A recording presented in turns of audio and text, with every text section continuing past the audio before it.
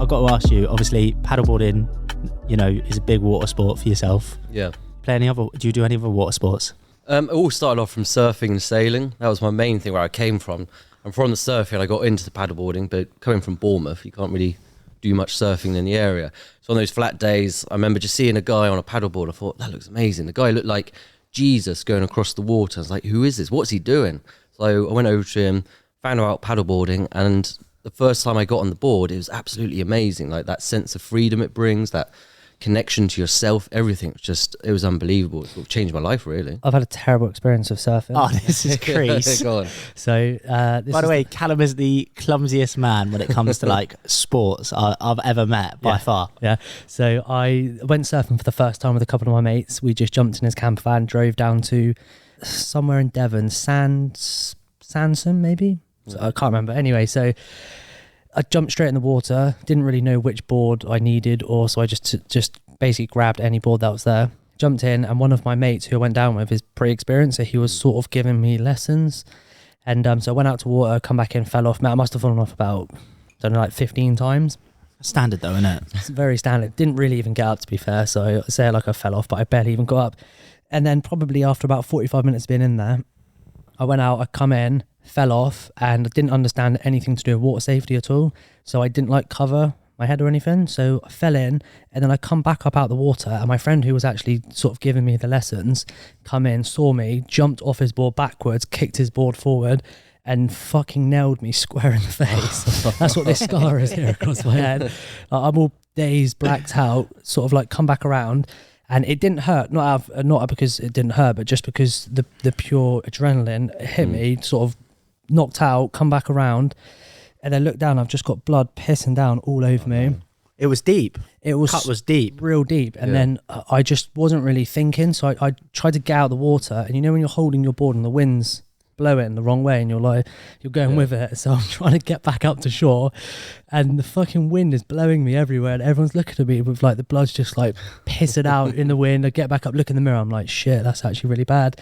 I think we ended up going to Asda or something to get some food and some proper wraps. My mate who actually knocked me out, who was supposed to get me a sandwich, come back out and didn't even get me any food, which he forgot. Mate. I know, mate, and then I ended up coming back to hospital here, getting it all sorted out. It's a little war story, that. Yeah, it's hefty. It was your first time surfing as well. That was the first time surfing. I have been back subsequently, and the first thing, I actually got a proper lesson, and the first thing they taught me was safety in the water. I think if I knew this, I would not have been knocked out. See, I mean, I'm a bit of an advocate for the water safety, but I did a trip around the Isle of Wight in August. It was an eco-friendly trip, had a recycled board, had a leash on the board. So I think it was my third day. I was about 700 metres offshore in the Isle of Wight. A wave took me out, took the board and all my equipment. Like, I usually keep a radio around my neck, but for some stupid reason I put it on the board. Were you on your Todd, on your own? Yeah, the board went, all my equipment went, my radio went, my phone went. All it was just me, my paddle, my life jacket, 700 metres offshore, and I had to swim back. It took about 10 minutes to get back to shore. Only the next day I was told there's a massive rip there, and I was very lucky I didn't get caught in that. If I was caught in that, that's me gone. You'd be goner. Yeah. But when I got to shore, like, it was a big public beach, but not one single person came to see if I was all right. It's like, this board's come, then this drowned rat's just come out of the water. It's like, mate, you all right? No one, not one single person. That's harsh. Yeah. Thing is, mate, water, the sea water when you're doing water sports is actually extremely dangerous. If you don't know how to protect yourself, especially if you have a rip or something like that, you literally, you could be a goner. I nearly drowned once. Did you? Yeah, I genuinely nearly drowned when I was younger, and I'll always remember the experience of like drowning, because like it was horrible. It was such a horrible. I felt helpless like during the process, if that makes sense. Yeah, it's the panic that comes first, and then you've sort of got to take control of that panic and make sure you're all right. And have you ever had any experiences where you've nearly drowned? Yeah, when I was in Malta once, just crossing the lagoon in Malta, just walking across it, got in quite a deep bit. My foot got caught. I had bags above my head. I was getting pushed under. Why were you out there? Were you what for? It was just going between two islands, just going for a little adventure. And then the panic set in, and then I was just thinking, I was stuck underwater. It's like, I can't panic now. I've got to get my foot untrapped, just forget about all the stuff that I have on me, and just get out of this little situation. I got out of it, but it was still quite scary. Yeah, it's a close call, and also after you have one of those close calls, it's like Bit sketchy. yeah, it's just a bit risky going in the next time, isn't it? Yeah, usually all right, but like it just feels a bit more risky. Yeah, I know. But the thing is, I actually love water sports so much. It gives you, like you mentioned earlier, it gives you like a sense of freedom. Yeah. So I didn't really do a lot of paddleboarding prior to this year, and I went out with a couple of my mates earlier this year, and it is a real, almost like blissful and a free feeling when you're out. Yeah, especially if you go down in Poole Harbour, like the freedom to go anywhere you want. You got what, 5 islands. Just go to explore the islands. You can go to places that boats can't get to, people don't get to. It's just lovely. A nice summer's day, you can have a whole beach to yourself. It's bliss. Thing is, my balance ain't that great, so I fell off quite a few times to start with. Practice makes perfect. It does. You've got to be like in the perfect position on the board to regain your balance. Yeah. Which took me a while to work out. Paddleboarding's actually a bit of a blow as well. Yeah. It actually is, like for your core and that, it's tough. It's an all-rounder. It's all great for all your fitness, really. It depends, especially depending on what you want to do with it. If you want to do endurance, if you want to do speed, if you just want core, you can do yoga. There's so much you can do with it now. Do you feel that like you mentioned a couple of times about like the freedom element? Do you think that's why you radiate towards paddleboarding over other water sports? Oh yeah, I mean, on my social media, my name's Nomadic Paddler. I mean, it's on my jumper here, and it's that nomadic sense. It's just me alone on that water, a chance to reconnect with myself, a chance to. Do you think when you're out there, like like for example, like I box and Cal plays football and play a bit of football as well, but like, or used to play a bit of football. Whenever I'm boxing, I don't think about anything else, and I'm like, that's when I feel most relaxed. Yeah, 100%. I don't think about anything. And like your mind, it's a form of meditation, really. Your mind's just empty. You're in that moment. You don't worry about anything. I don't have my phone on me. No one can contact me. I just get on that water and you come back and you're just so relaxed. And any troubles, any difficulties, then you've got a fresh mind to go and take them on, really. Quite amazing that you can, that it is a form of meditation. You can almost practice meditation doing pretty much any activity. Oh yeah, just get in that zone. I mean, I've done quite a lot of endurance events on my paddleboard, and I can go for hours and hours of paddling, and suddenly I think of something and it nearly throws me off balance. I was in that zone. I was not thinking about anything but about being in there, and suddenly I think about a little trouble I might have had in the week, and suddenly it catches me off guard. Like, oh no, let's get back in that zone. Let's keep going. How long do you go for like a paddle? I mean, if I'm just doing a leisure paddle, then, about 3-4 hours. I mean, the longest I've done the River Thames. That was 44 hours. I didn't sleep for 33 hours. I just paddled for 33 hours down the Thames. Got to the second night and I started losing consciousness. I was getting sleep deprived. Hallucinating. Yeah. And like, I remember just I was near Windsor and I was paddling down and sort of my mind went blank and I was sort of going towards bushes. And I had a team off the water. And I said to them, like, I've just got to take a couple of hours kip. Like, I was going for the world record here. I thought I need to just take 2 hours kip here. Did you sleep on the paddleboard? I slept just on the side under a tunnel, or under a bridge, yeah, like a little troll. 38 hours is a fucking stint. Oh yeah. That's ridiculously long. I didn't think it was going to take that long. Well, it took 44 hours to do it, so I beat the record by 10 hours. Didn't sleep for 33. Didn't sleep for 33 hours. Slept for 2, and then cracked on to get the record. Were you like drinking Red Bulls, Monsters? No, I mean, I ended up with Lucozade. I never drank Lucozade before. Lucozade Sports? Yeah. So somebody gave it to me, yeah. Yeah, nice. Like, that was amazing. Like, after that, That's a banker, every hour, every hour, just Lucozade. You've never had a Lucozade Sport before that? No, Red Bull, no, nothing. Mate, that's actually my go-to. Yeah. Isn't it? Yeah, it's my go-to, 100%. Mate, 44 hours on the paddleboard. Where does that take your mind? I went to some really dark places there. Like, I'm not going to lie. Like, you start off, it's good. It's when that nighttime comes, because your body's meant to go to sleep when the darkness comes. And my mind was replaying some of the horrible memories, horrible moments in my life. I was starting to tell myself that I'm useless, I'm worthless. Like, why am I doing this? And I've gotten a lot of trouble in my past, which I'm sure we're going to go into. And those demons that got me into trouble were coming back to surface. The trauma. Yeah, but paddleboarding's taught me skills onto how to capture those voices and shut those voices down. And it's such a powerful tool. Adventure is a powerful tool. So if I get into any difficulties off the water, I now know I've got the power and the tools to shut those demons down and sort of think of positive solutions to get me out of any trouble. Mate, that's so interesting. Obviously, when these demons or these traumatic thoughts come up, it sounds like trauma to me. Do you almost like relive it when you're on the paddleboard during that experience? You do, and there's times where I haven't really thought about everything that I've gone through, and that's in that low moment that I'm in. My body, my mind, everything's just in right down the dumps, and it starts coming back in. You start replaying everything, you start thinking about it. why did I do these things, and how did I get into these situations? And then you just got to realise that the past is the past. It's about living in the moment now and try and do something more positive. And you just got to stay positive in those moments. If you don't stay positive, then it's all going to go tits up. Yeah, mindset is everything, isn't it? Yeah, 100%. Literally everything. Did you ever want to quit? Every time I want to quit. Can't quit though. Yeah, specifically the River Thames world record. Did you ever want to quit? Yes, there was a moment. I think it was the first night that came in. It was about 2 a.m. I was shattered. I was tired. I was hungry. I was emotional, and I brought my board out the water, and I nearly snapped the fin on the board. And I was thinking to myself, if I purposely snap this and there's no one around, I can go into the world and I can tell everybody, the fin snapped. Like, I really wanted to do this challenge, but unfortunately it was the fin, nothing to do with me. Oh, that's lame though. That's it, exactly that. And I thought, that's how I used to think. I always used to look for these easy way outs, and that's what used to get me into trouble. And I'm thinking, I caught that thinking and I shut that thinking down. I was like, that's how I used to think. I'm a changed man now. I don't think like that anymore. So I just got on that board, still had that fuel in the tank. I was like, let's just crack on. The sun's going to be up soon. Once that sun's up, I'll be re-energized and let's do this. Yeah, mate, I rate that. When you were thinking through sort of the past experiences on the board during that world record and reliving some of those moments, did you come up with any solutions or any sort of like outcomes from that? It's more just I came out a lot stronger as an individual. My mind was stronger. I'm all pro growth mindset. Like, I used to have this sort of fixed mindset, but now I'm just pro growth mindset. And just every time on that board, every time I do a challenge, I just know I become so stronger, and I know that I can take on any situation that life throws at me now. Doesn't matter what situation is, what bad place I go into, I know that I can control those and own it. Yeah. Would you say you've learned that through paddleboarding? Yeah, what definitely. An incredible byproduct. Yeah, that's of a water fucking sport. sick. Like, how would you? That is sick.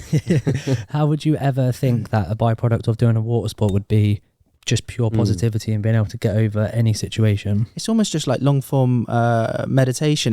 Like when you were talking about it just reminded me of like therapy. Like literally talking through your problems, but you're almost doing it with yourself. Well, there is a thing called adventure therapy, which is getting outdoors, pushing yourself, and that's where you learn more about yourself. So I'm a bit of an advocate for, trying to get people to connect themselves through adventure, to learn skills about themselves, especially people that have gone down the wrong path in life, maybe ex-addicts or alcoholics, things like that.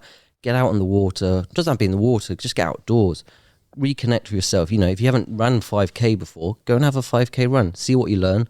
Keep doing that for a little while, and then maybe, one day you might do a marathon. Who knows? Or go and do an ultra marathon. Yeah, I'm with you. What is it about nature? Like, we literally, so I live in central Bournemouth, if there is a thing, central Bournemouth, but in Bournemouth Centre. And obviously, I go to work, it's in Bournemouth Centre, probably like stroll down to the beach every now and again, but like when it's cold, not often. And like today we went over to Salisbury and then we went for a walk through the country, like at lunchtime. And I said to Cal, I said, fucking hell, how nice is this? I said, the air feels nice, the air smells nicer. I said, like, this is just like, I said, this is actually beautiful. This is just a nice like experience. I said, it's weird because we get lost and I don't even think about sort of going out for a walk in somewhere like this, if that makes sense. Such a simple solution as well, isn't it? And how good did it make us feel? And Amazing. that sounds corny, but it actually did. It does. It makes you feel super tranquil, zen. It actually clears your mind, gives you clear thoughts. I think even on a sunny day it's great, but even on a nice cold fresh day when that sun's out, go for a like 5K walk. You do feel quite energized when you come back from it. It's lovely. Yeah, I don't know what it is about the connection with nature. Do you know what I mean, Cal? Yeah, it's like I don't know what it is. It's the same being around water. Like, there's a connection, they call it the blue mind. Like, just being near water. You don't have to be on the water, but just being near the water, hearing the ocean, hearing the sea, even being by a lake just does something, like brings your levels down, just makes you a bit more chilled. Yeah, definitely. How often are you going on the paddleboard at the moment? I mean, now it's winter, it's probably, I would say once a month at the moment. I'm going to go back into training soon because I've got a lot of coming up next year. But I mean, I live right by the beach myself, so I'm always sort of near the beach, on the cliff top near the beach anyway. What does a training program look like for the various paddleboard races? Or I mean, a lot of it is mental. It's all your mindset. Like, you can't really control your mind, but I mean, it's a lot of cardio, it's a lot of strength and conditioning, and just a lot of training on the paddleboard. Is there anything like specifically for it though? Like, can you get tailored programs towards paddleboard training? You can. I mean, you do get SUP coaches and all of this, but for me, I mean, I've always sort of enjoyed the gym. I've always enjoyed exercising. What works for me is just sort of running a lot, doing like, really pushing the cardio, a lot of HIIT training, strength and conditioning. That's what works for me, and that's what I like. But there are sort of special, I suppose there are people that put programs together to help you train. Should get one of those, mate. Make one, yeah. Sure. I'm obviously interested. Like, we've talked about the paddleboarding in a bit, but where did you sort of grow up? And I guess what was it like growing up for yourself? Yeah, so I mean, I was born down in Poole. My father died before I was born, and my mum didn't take it too well. And at the age of 6, I went off to a military boarding school, and that's where I'd really developed this love for adventure. I mean, the military boarding school was strict. Like, at 6, I was 6 years old. I had to stand at the end of my bed to have my bed checked before I could go and have breakfast. If your shoes were dirty, like, that's it, go and scrub your shoes. I'm 6 years old.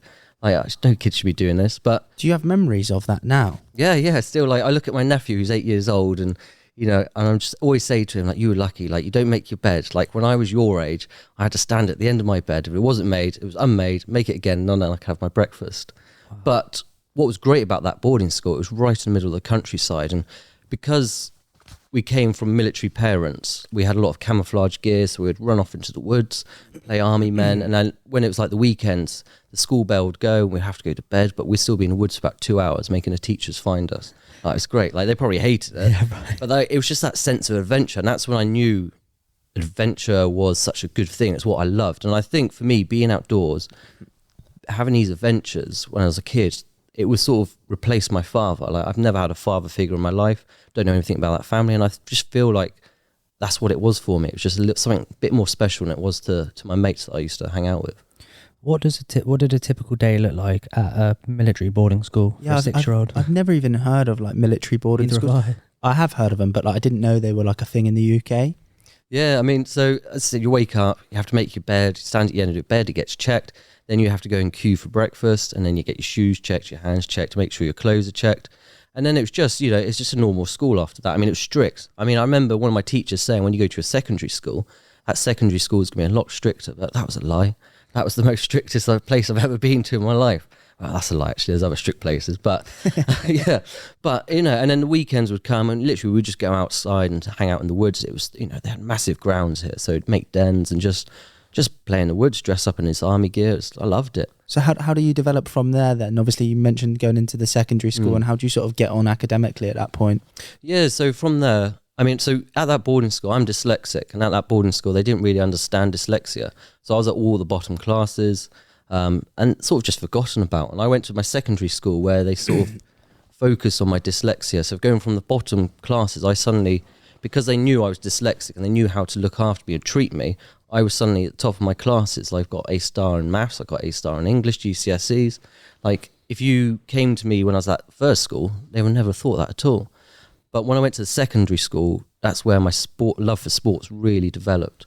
So I became captain of the rugby team, became captain of the athletics team. I played county rugby, and it gave me so many opportunities, which was fantastic. But the one problem with boarding school is it never taught me how to fail. So all these opportunities are great. So it wasn't until my adult life, when I had my first major failure, that I just didn't know how to deal with it. And I think growing up, I mean, I suppose not having a dad, he was never there for me to help me fail. But I think kids need to fail to develop core life skills, really. Yeah, I'm completely with you. Failure is like where you learn the most, right? Yeah. You say, Cal?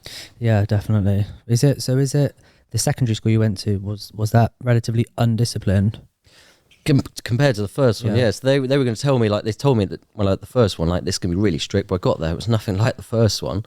What's it like going to boarding school without, like, you said you didn't have a father figure, and obviously, like, you ain't really able to see your mum either. So what's it like growing up in that sort of world? Yeah, so my friends and the teachers, they became my family.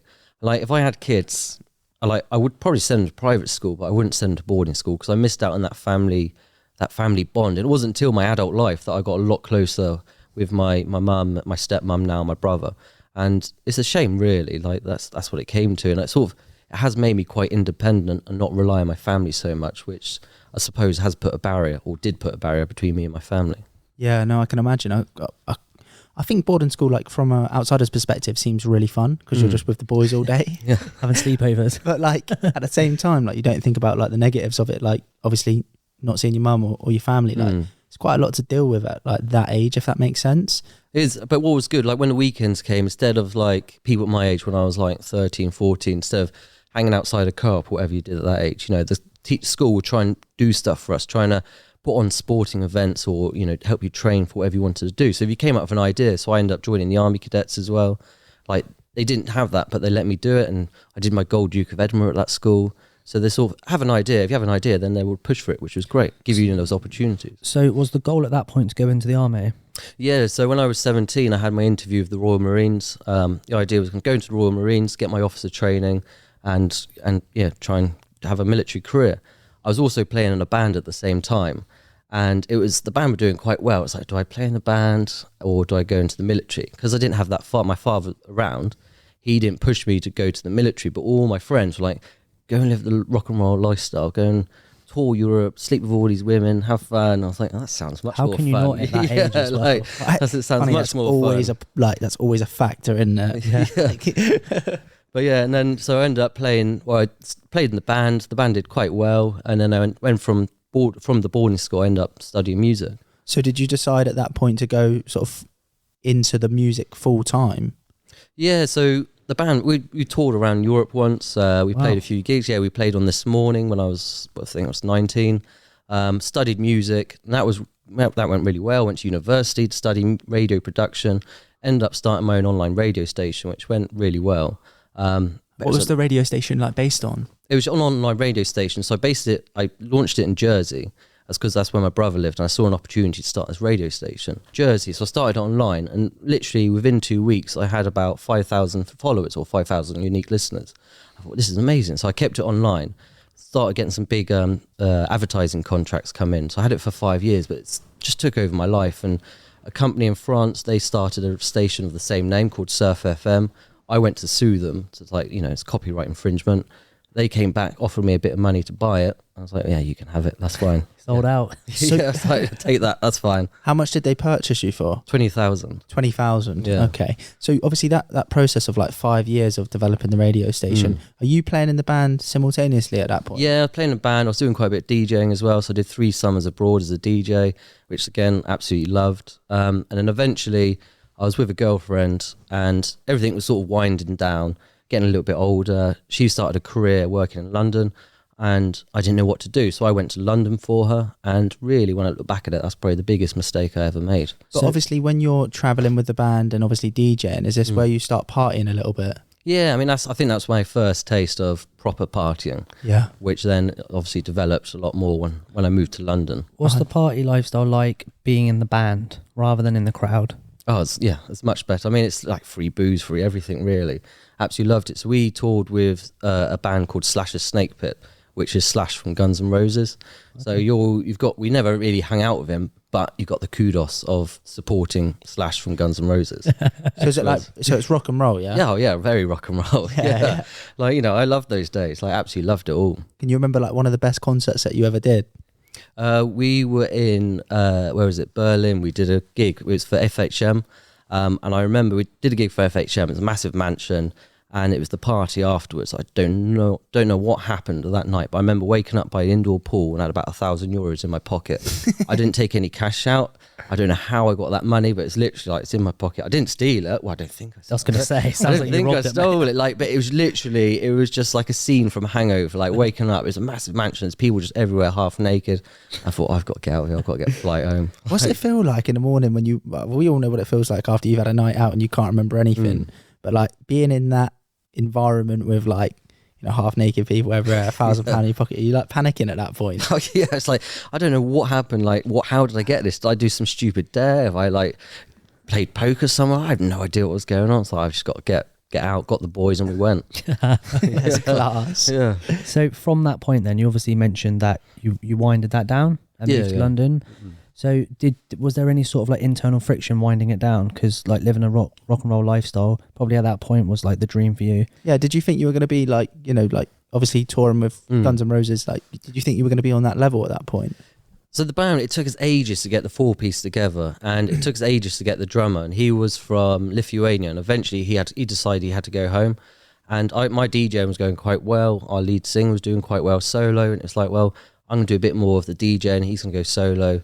Did my last season abroad, and it just sort of just dwindled out after that. I mean, I was loving the DJ, and I absolutely loved that, but it was like the last summer, and it just started dwindling down. I had this girlfriend, now it's getting quite serious, and I knew I can't keep doing this. I must have been, mid-20s at this point, and I was thinking, I can't keep doing this. Like, I want to settle down, I want to have a family. I thought, I'll go to London and let's just see what happens in London. Yeah, it's a bit of a mashup as well, isn't it? Rock and roll as well as DJing. Yeah, I mean, I've always loved music. I love the music production. That's something I've always enjoyed. And I mean, I love dance music. I still do, and I loved dance music when I was younger, and I just sort of like producing my own dance tracks and then just going out and playing them. Yeah, was it never like at that point the idea to like, you know, be a DJ, a superstar DJ? Oh yeah, I wanted to be either a big rock star or a superstar DJ. And like, again, I played some great gigs across Europe. I played gigs around UK and Bournemouth. And yeah, it was going well. But it just sort of, again, just started dwindling out. Like, I still think now, like, just buy some decks again, let's get on it, let's start playing some gigs again. Why not, mate? Yeah. 100%, if you enjoy it, why not? But I'm just wondering, because it sounds like quite a penultimate moment for you to be like, I'm going to pack this in after spending 7-8 years, you know, sort of hitting it quite hard. And obviously, I know you said it winded down, but was there any sort of like moment where you were like, oh, better jack this in? No, it's all just going up and up and up, and then it started coming down and down and down, and it's like, didn't really seeing it coming. It was less and less and less, and eventually just one day you look back at it and it's like, didn't realise that it just stopped. Suddenly I'm living in London, working in the finance industry. I was like, well, where did this come from? So where did that come from? Where did it come from? So as I say, I moved to London for an ex-girlfriend, still doing a bit of DJing. The money wasn't as good as it used to be. The money wasn't fantastic, but I could live off it. And I've always been quite interested in finance. My brother works in finance. I was reading some books by Ben Mesrich, which are fantastic books. You ever get a chance to read them? And I got really interested in trading commodities. An opportunity came to become a broker for a Canadian firm in London. I thought, I'll give this a go. I've done a few sales jobs in the past. Ended up getting the job. Did about a year as a forex broker. How did you find going from like party lifestyle, like, you know, hammering the booze and that, and going out with, you know, the lads from the band and partying to like corporate lifestyle? There wasn't much difference, to be honest with you. Like, there was the booze, there was the drugs from both worlds. Really? There's a lot more money and a lot of different clientele when you're in the finance industry, like going to sort of Canary Wharf or down Oxford Street and all these places, or in the city of London partying. It's just a different world. It's just a lot more money and a lot more flash in London. So is the party culture quite prominent in where you work in London? Oh yeah, I mean, it was pretty much every day. Like, the weekend is the time that you rest. Like, you party from Monday to Friday. Weekend, you take the time off and just recoup, ready for the next week. How do you even function on like the Monday after? Sorry, not on the Monday if you're partying Monday, but like on the Thursday. Thursday. You know, Thursday in London's the big night out. That's the big one. That's where everyone goes hard. Because on the Friday, you tend to, in the morning you work, and then the Friday afternoon it's sort of back on the beers again and just sort of take it easy. I mean, when it got worse for me in London, there was a lot of cocaine use, but I had a lot going on in my mind. I started getting in trouble with the police, and that's where it sort of really... Were you doing a bit of Charlie at work? Oh yeah, but I wasn't alone doing it. Like, everyone does Charlie. Yeah. Well, not everyone. Yeah. But a lot of people do Charlie. Do you have sort like of in Charlie the back. breaks? And they have Charlie breaks, but we'll be doing it at the table. Like, you make a deal, like, let's get the coke out, and there we go, off we go. Wow, I can have it off. Yeah. Fair play. So obviously, like, first year, is it like that off the bat when you first get up there? So when I started this Canadian firm, there's me and 3 other young lads starting, and I just got on really well with the senior traders. And I remember the first night out, it was down to the local bar. We must have been there for about 4 o'clock. You know, there's coke, there's booze, there's everything going on. I was quite new to the firm, and like, even though I was hanging, I knew I had to get back in the next day. Those senior traders didn't come in the next day, and I just made them look bad. It's like, oh, look at this new boy coming in. And I always had a reputation after that. Like, doesn't matter what time we've come in, doesn't matter how hard we partied, I'm still there when those doors are open for work, trying to look fresh-faced, but I might not have been. What's the money like in the forex trading? Because obviously you get I mean, don't get me wrong, on Instagram nowadays you can get sold a dream for forex trading. You can earn hundreds of thousands of pounds. What's the money like, and how hard you actually have to graft for it? You have to work hard. Like, I see all these people on Instagram. I keep getting messages now like, give me money and I'll trade it for you. You're sat there like, I just do it myself. Yeah, and it's like, it is hard. You have to work really hard, and it's a stressful job. It's a stressful industry. What does it do to you mentally though? Because you're obviously doing cocaine, you're drinking loads, you're immersing yourself in that lifestyle. Surely it has an effect mentally on you. Oh yeah, it's just that fast-paced lifestyle. You're always chasing something, and it's just not a good way to live. And like at the moment, when I was living that moment, you don't really think about it. You're just loving it. Like flash restaurants, there's money coming in, loving this borderless London lifestyle. Now, as a beach bum, I look back at that and it's like, oh, I hated that. I hated that man that I was in that city.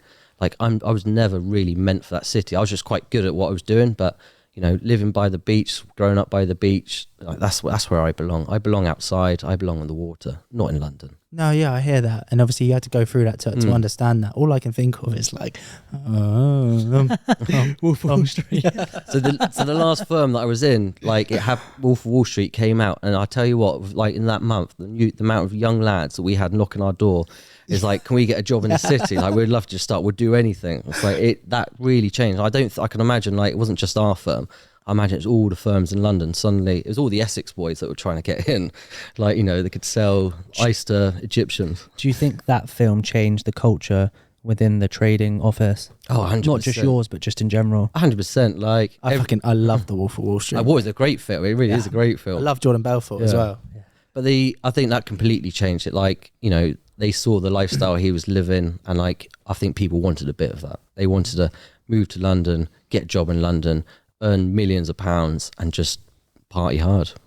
Yeah. The thing is, mate, like it's pretty much every young lad's dream at that point. Oh yeah, it's definitely appealing, isn't it? Yeah. Do you know what I mean? And obviously, like in that moment when you are sort of in your first year, it's safe to say you get caught, well, from what you said, it seems like you get caught up in the lifestyle. What does that look like for you in terms of like the relationship with your missus at that point? It was destroying it. Really was. Like, even I would be nights that I might just sleep at the office. Like, I'm not going to go home. Give her some excuse, or you stop over at your mate's house, and it was sort of killing it. I was sort of semi-fortunate that she worked night shifts, so she wouldn't come home, and that's take full advantage of that and just stay out a lot later. Yeah. No, yeah, I can imagine, to be fair. Obviously, when you are on the floor and stuff, you said that you did quite well.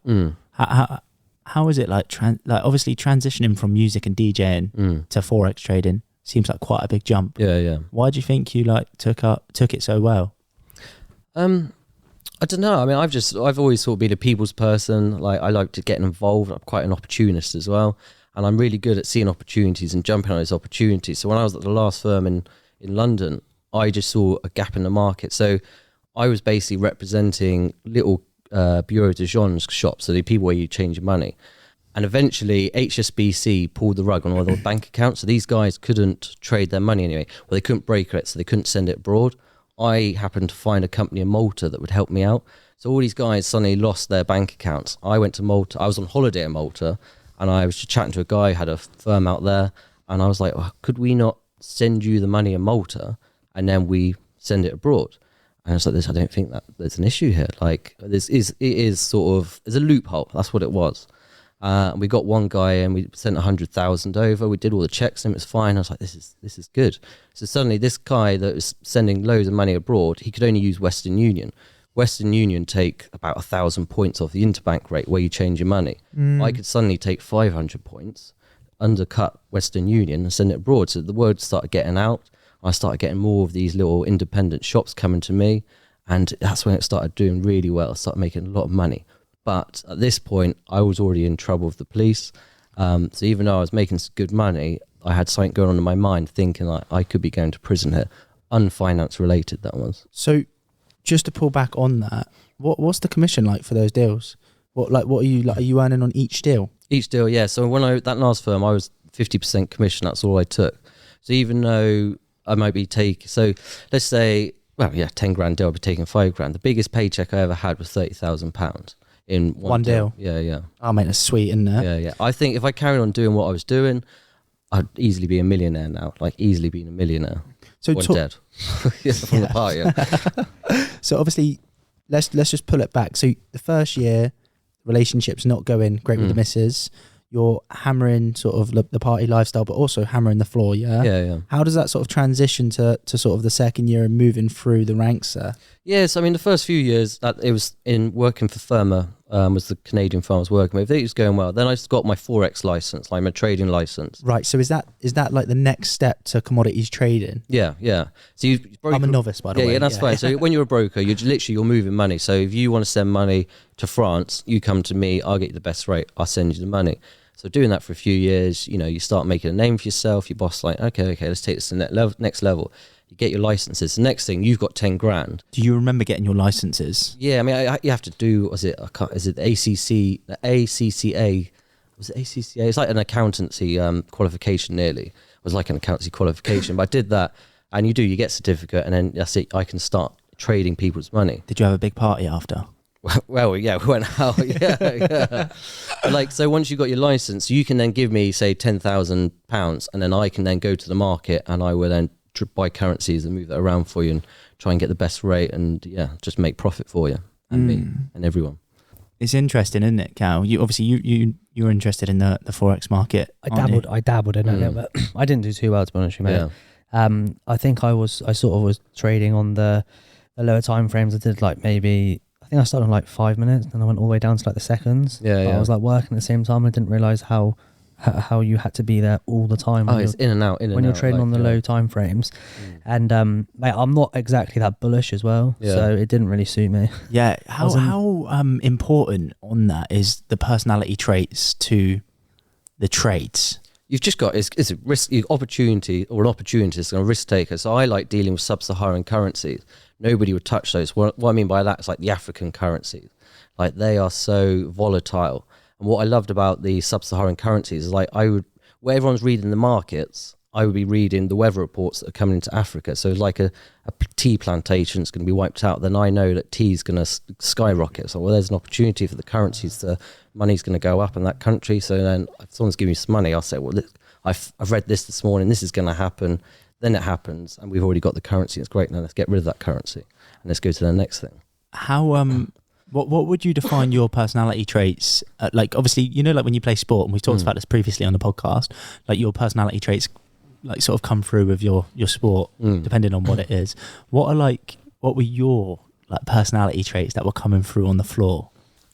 I think it was the opportunities. I could see a gap. I could see things that other people couldn't see, and I would jump at that. And I really did take the risks on all these different things. Where people like to play it safe, they've read the books, they've learned their own lessons. I just see an opportunity that no one hasn't seen. I jump on it. I still do it to this day, especially through my paddleboarding. And I think I like the buzz of something exciting, which is probably through the drugs that I used to take. And now I've put that into the sports that I do now. It's just now it's my healthy vice. And I think it's a bit of an addictive personality. I love the rush. I love the buzz. I love the chase. What better thing to transfer into the adventure? You mentioned earlier about that you got in trouble with the police. Can you talk to us about that? Yeah, so when I was at the Canadian firm... So did you at this point move from the first firm to the Canadian firm, or was there the first firm was the Canadian firm. Right. So I started getting really comfortable in that firm. I was sort of playing by my own rules. Me and my manager didn't see eye to eye, and eventually I got fired. And that was the first biggest failure that I ever had to deal with. I've never dealt with failure like this. I've done so well to get to this point that I then hid that from everybody. I didn't tell my girlfriend, I didn't tell my family. So the next day when I was fired, I then woke up, put my suit on and pretended to go to work, not knowing what to do. So then eventually I started hitting the casinos, I started gambling. So did you have a bit of a pot at this point? Yeah, so I had my own pot, and then we had our pot. So I started taking money out of my own pot and started gambling a lot. And then the drug use got even heavier because I was sort of going into this depression, and the cocaine was sort of numbing this pain that I was in. And eventually that my own pot was dwindling down. What were you gambling on? I was going to casinos, blackjack, roulette, all of that, going to the bookies. I'd just walk around London, go to these different bookies in my suit, pretending that I'm still working. And eventually I was sort of running out of money, and I remember picking up from my dealer, and he said, if you want to earn a little bit of money, you can help me move some stolen goods. It must have been quite obvious at that point for him to recommend that to you, if that makes sense. I mean, he was seeing me a lot more than he used to see me, and it was sort of a ear to speak to, a shoulder to put your head on sort of thing. You see him have a chat, and and just sort of open up to him, really. Yeah, because obviously you're sort of hiding it from everyone else, right? So like he's almost like the only outlet you have at that point. Yeah, yeah. And because I live in London, you make all these connections in London, and he gave me some gold, which I shifted through a connection I had, which eventually got caught, and it all came back to me.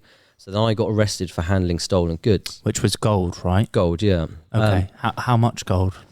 We made about £3,000 on the gold. It was a lot of gold, but Okay. it was stolen gold that he managed to get his hands on.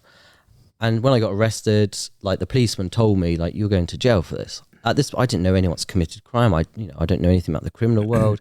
Me, a prison is this very scary place. So I kept that to myself that, I'm potentially going to jail now. So eventually, this is about a year and a half this is going on for. Eventually, I got another job where I was the business development director for another Forex firm, which then went really well. So this Malta story I was telling you, this is where this happened. I'm starting to earn some really good money at this point. My life is going well again, like money-wise. And the day the court date came, I just had this mental breakdown. I still didn't tell anybody that, I'm going to go to jail. This I don't know if this is going to happen, like what's going to happen. So that day the court date came, I just vanished. I tried to take my life twice. I disappeared for 5 weeks, and I was just roaming the earth, basically, a lost soul. And that's where I turned to more serious crime, which then led to a prison sentence. When you say you disappeared for 5 weeks, like what? Just where'd you go? Slept rough. I would get a bit of money. So I turned to burglaries, which then... But didn't you say at this point, sorry to interrupt, but didn't you say at this point, like, work was going quite well? So did you... So yeah, so when that court date, I just ripped myself away from everything. Just quit work? Quit work. What didn't turn to work, I was meant to go to court. Obviously, the police then rang my family. Where is he? He's meant to be at court. My family like, what do you mean he's meant to be in court? Like, we didn't know about this. I literally ripped my way from everything. I just literally had a mental breakdown, threw my phone away, threw everything, and just went, packed my bag, and disappeared. With no like... I had a few £100s on me, but the intention was to take my life. The shame that came with that, the failure, like I'd done so well to this point, had sort of a good life, and now it's just been ripped away from me, and I just didn't know how to deal with it.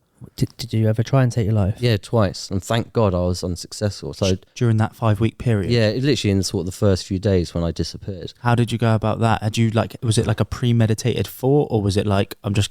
It was like the last week when it was getting closer and closer to that court date, and like I thought I was going to prison. I started thinking, I can't do this. Like the shame that came with it, it was overbearing. Like it's like those thoughts, like such negative thoughts. I've never had them in my life, and it just like I got to end this. I got to disappear. Like I just can't face people. I can't face the world, knowing that this is what it's come to. That I'm going to jail. Mate, that's so deep.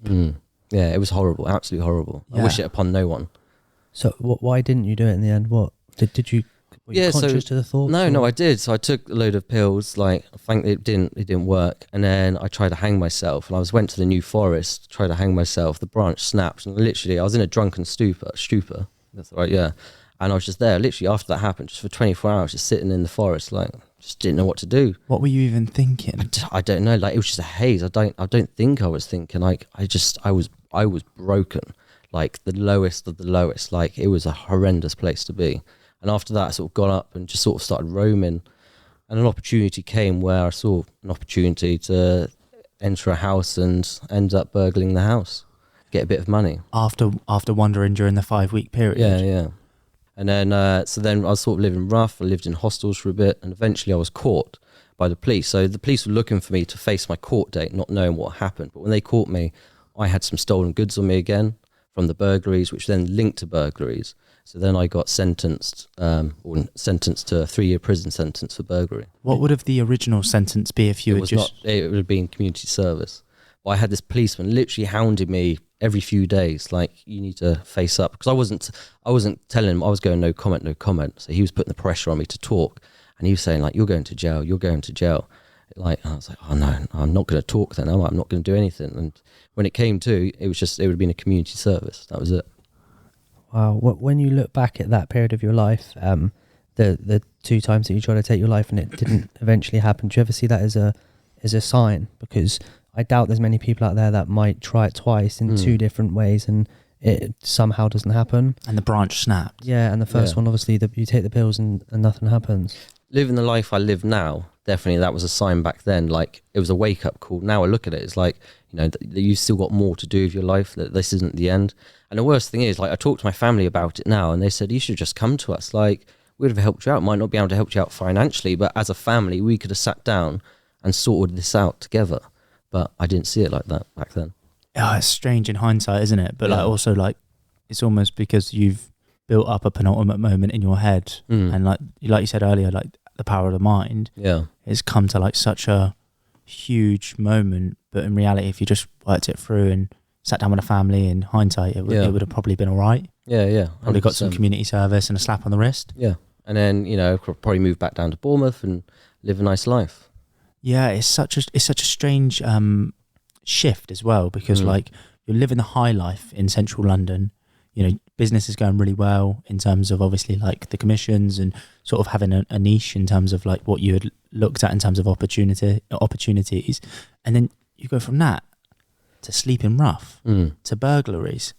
Like it's crazy in a 5-week period how it spiraled so quickly. Yeah. But do you think it spiraled so quickly because the highs were so high on the other side? Oh, definitely. Like as you're saying, like say it was a Tuesday that I had to go to court date, like that Friday I was probably having a nice, a few £100 meal, like having a nice weekend with my girlfriend at that time, trying to rebuild everything, but knowing that Tuesday's coming, and that was it.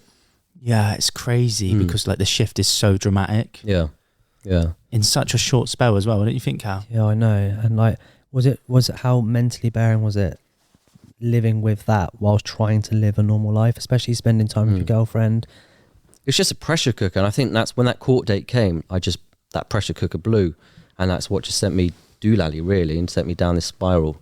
Like it was a mental breakdown. Like I just sort of can't explain like what it was, and it was just disappeared. So talk to us about the sort of time in jail. So I was given a 3-year sentence, and I had to serve half of that, but I did 4 months on tag, so I could do it in the community. When I was inside, I was so focused on coming back out. Like, I want to get back out. I want to earn money again. I want to get my own flat, get my own property. And I was so determined to succeed once again. So I came out, I started working in recruitment. What was it like in prison for the first time? It is horrendous. Like, there was a show on the BBC called The Time with Stephen Graham.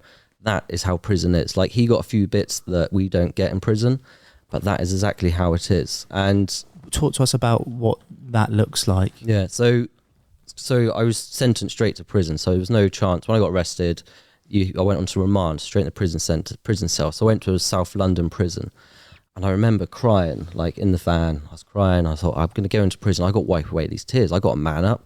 I can't show weakness. And I go in to the prison. They can see like how vulnerable, how I was just a shell of a man. And the smell of prison, like I can't explain the smell. It is just rot, dying. It's just this disgusting smell. So I wiped away these tears, and luckily when we were in the induction, somebody just spotted me who was an induction peer, like a guy who looks after new boys, and he saw me in the corner. It's like, you're going to stay with me. So it sort of took me under his shoulder, which was great. And it's just, when you first step onto the wing, again, it's that smell, it's the music. The music's just blaring, the screaming, the shouting. Like outside the cell windows, there's just people lighting toilet paper and just throwing it out the window. It's like, never been in this world before. It is just a sensory overload. It's one of the scariest things I've ever done. And that next morning, you're waking up and you see everybody around you. It was a South London jail. Like, these are gangsters that I'm around, and there was a lot of travellers there as well. It was sort of always friction between these two. And again, just being sort of, I suppose, a white middle class man, like, you stand out like a sore thumb. But luckily for me, because I didn't use drugs in jail and I didn't smoke, like, that was one thing I had going with me. But when people start speaking to me, they could see that, you don't sound like a South Londoner. They thought I was quite educated. So this next thing, I've got one of the biggest, scariest men on the wing coming up to me, got a letter from his solicitors, like, what does this say? So I read him the letter. I was like, you're basically fucked. And he's like, did you say that? Yeah. Basically, you're basically fucked. And he's like, can we write him a letter? So I wrote him a letter, sent it off. And next thing you know, the biggest, scariest man on the wing's like, anything you need, I'll look after you. He then tells his mate. So I've got all these people coming to me to write letters to their daughters or their children, their wife, whatever. So suddenly I've got all these people, and I was that go-to guy. Like, if you need any help, David will help you and he'll look after you. And I never had any violence come towards me, but the amount of violence I saw, I've seen people hang themselves, I've seen people getting stabbed. The drugs is just rife in jail. It's terrible. I've seen people overdose. Like, I've seen things that people should not see, and people and conditions like humans should not be. It shouldn't be like that in prisons. For me, you you go to prison, your freedom's taken away and the time away from your family. And that's where it should start. It's then about rebuilding you as a character and trying to make you a stronger person and give you the opportunity to succeed in life. But prison just is failing. It really is. What's the hierarchy like in prison? There is. So there is. You have the number one guy in the wing, then you have his minions, and then they're taking advantage of all the people that might be using drugs. Like you see some of the strongest men go into jail, like, you know, it might be a bodybuilder or whatever, and he starts taking this drug called spice. I don't know if you ever heard of it. It's like artificial marijuana, and that just destroys the biggest men. Like it seems some people look quite healthy in jail to suddenly, you know, a few weeks later, he's just ghost, he's skinny, and he just doesn't know what's going on around him. Were you ever scared that violence was going to come your way? Always scared. Like people used to just sort of get a little bit shitty with me just because I got bored in jail and I was always trying to do stuff, and they start calling me a screw boy, which you don't want to be a screw boy. Like, what's a screw boy? Basically like someone that's hanging out with the officers and telling them things like, oh, you know, I was always snitch. with the officers. Yeah, basically snitches get stitches. But what I was doing was just trying to make life better in jail. And like when they were calling me a screw boy, it's like, all right, I'm not a screw boy. Like I'm bored and I want to try and make it better for everybody involved. Like I just can't sit in my ass in this jail and just rot. Like I need to do something. Did you ever snitch? No, never, no. What did that look like? The process of trying to improve the current circumstances and situation. It was hard. It was hard. So we'll go on. Let me go on to because it wasn't the first time I went to jail. So I try and do everything I could. So anyway, when I came out of jail, what did that feel like coming out of prison? It was hard. It really was hard. I came out quite angry. I remember being angry. I'm not an angry person at all, but I had a really short temper, and things used to really piss me off very quickly. And I think that's just prison's just a very toxic, angry place, and it rubs off onto you. And it was a hard transition when I moved back into my mum's. But when I came out of prison, I didn't tell anybody that I'd been to prison. I tried to hide it from everyone. And I ended up starting my own business, a recruitment firm, which again started going really well. I got into another relationship. Had you planned that when you were in prison to like sort of come out, hit the ground running and sort of have a game plan ready? Yeah. I wanted to come out. I wanted to start earning money. I wanted to get back on my feet, earning that good money again, living that great life, what I thought was a great life. Were you chasing money at that point? Yeah, still chasing money. Money to me was everything, but it's not now. I've realised that. You need money, but it's not everything. And so I started this business. I got into another relationship, and that turned really toxic really quickly. A lot of drugs came back into it. Was it the girl influencing, or would you say probably a bit of both? A bit of both. It was both of us. We split up, and then I had a bit of money in the business bank account. I ended up spending all of that money. Oh, more. God knows, drugs, just living, not living, like just partying. Yeah. When you say drugs, are we talking about Charlie? Yeah, Charlie, it's always Charlie, Charlie. Yeah. It's a few grams every day. Like it was just spiraling out of control, bad. Heavy, yeah. I spent all my company's money in literally about 2 months. It was about £20,000, £25,000, just eating out all the time, showing off, flashing the cash. And eventually debts were coming in, debt collectors, and I started to panic. And again, being too proud not to go and ask for that help, I went back. Those drugs took over my mentality, and I went back to what I did before. I went back to those burglaries. Why do you think that, obviously, after coming out of jail and having some success with the recruitment business, like you weren't conscious of the Charlie becoming a bit of a problem again? It just caught up in it. Yeah, I think it goes from one to the next, and next thing you know, you're just knees deep in it and like not realising. I mean, you can now you look back at it, and yeah, of course I can see the process, but at the time when you live in it, you just don't realise. Like you don't realise what's going on around you. Next thing you know, again, I'm back to burglaries. And were you in Bournemouth at this point? Southampton now. Yeah. Okay. So you've come to a new environment and sort of... Yeah. The girlfriend I lived was just outside Southampton. I thought, let's go to a new place. And I had a little office in Southampton. The business was doing really well. Eventually, I sort of neglected the business, started spending the money, and no money was coming in, but a lot of money was going out. So obviously you mentioned that you fell back into the burglary. So I fell back into the burglary. I got another prison sentence, 5 years, 4 months this time. And what was obviously previously you're burgling houses? Was it just the same thing? Same thing, yeah. Just again, I saw opportunity and I took the opportunity. I mean, nobody was ever hurt. I regret everything I've done, and I hate what I've done, but no one's ever hurt. It was nothing like that. And eventually, I was given a 5 years, 4 months prison sentence. And I remember the judge saying to me, "If this ever happens again, like you're looking at easily 10 years, you're looking double digits next time." And at this point, you know, is my family going to be there? Is my mum going to be alive? Is my gran going to be alive? Well, my niece and nephew, are they going to know who I am? Like, they didn't, my niece and nephew never came to see me in prison, which is fair enough. Like, I'm really close to them now. And I remember about the first, so 5 years, 4 months, I had to do 2 years, 8 months inside. And I remember the first 6 months, like, I was just a shell of a man. Like, I just didn't know who I was. It was like that spot when I disappeared for those 5 weeks, just completely lost. And eventually I started going to the gym. And I remember when I was inside, there was a lady called Dr. Sarah Lewis who put on this circuit yoga training. It was 8 hours of just circuits and yoga. 8 hours? 8 hours, yeah, just in the gymnasium, yeah. So doing like half an hour circuits and half an hour yoga and just doing that for 8 hours. And I remember like the sense of freedom it gave my mind. Like, even I was in prison, my mind suddenly went somewhere else, and I started to feel a little bit good about myself. And I went to speak to Sarah and I was like, who are you? What are you doing? Like, and she's basically gone over to Scandinavia and seen how the prison models work over in Scandinavia. Their reoffending rate's like 40%, where ours is about 75%. So I never knew it was that high. Yeah, it's really high. Like, and she started this thing called the Growth Project about creating a growth environment and a rehab culture within prisons. And I said to her, like, I have to get involved. I need to get involved with this, because prison is a toxic place. And from the circuits, I then started getting really back into my training again. I was running about 12k every day, loving this. I then arranged a marathon for all the lads to do a marathon inside. We did some more yoga and circuits, got really into my meditation, got really into my yoga. And then with Sarah, we were doing all these different events in the prison to try and help guys. So then I started writing to companies to try and get the lads jobs when they came out. I then got Lush to came in. They came and visited me in prison. Dorset Tea Company were interested in coming in as well. I got speakers to come in, speak to the lads. And I started reading all these self-help books and just learning about myself. Where I was so focused on coming out and living that life, I just took a stop. I was like, I don't actually know who I am anymore. Like, I used to know who I was a kid, but I don't know who I am anymore. So I started this journey of self-discovery. And one thing I noticed growing up was adventure was a huge part of my life. Absolutely loved adventure. So I made a vow to myself, like, when I leave prison, I'm going to live through adventure. So I came up with a motto, through adventure we live. And I said, when I'm out, I'm going to live through adventure every day. Every day is going to be a new adventure, and that's how I'm going to treat life.